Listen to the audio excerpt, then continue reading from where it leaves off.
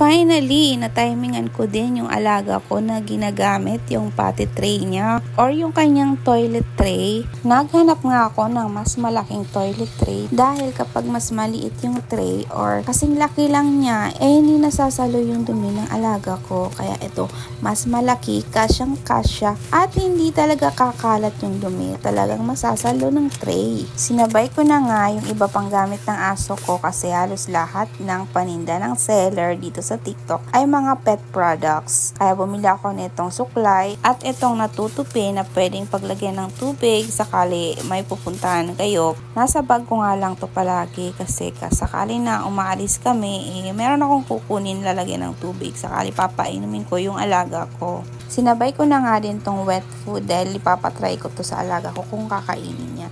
Chicken powder, sakali wala siyang gana pwede mong sprinkle sa dog food. Stainless bowl at sinabay ko lahat ng yan dito sa potty training pad niya dahil sayang naman nga ng shipping. Yung tip ko sa inyo, sakali hindi pa marunong yung alaga nyo na umihi or gamitin yung potty tray, kailangan po maglagay kayo ng basangan na merong ihi niya or nangangamoy ihi niya para kusa po siyang pupunta dyan dahil maaamoy niya po yun at doon na po siya talaga magdudumi. Ganun lang yung ginawa ko at effective naman siya. Kaya lagi ko na siya nakikita na ginagamit yan at madaling-madali lang to linisin. Once a week ko lang nga itong sinasabon at nilalagyan ng chlorine kasi gusto ko na aamoy niya pa rin yung dumi niya dyan. Kung meron kayong mga alagang aso, effective to. Ilalagay ko yung link sa my comment section. So yun lang. Bye!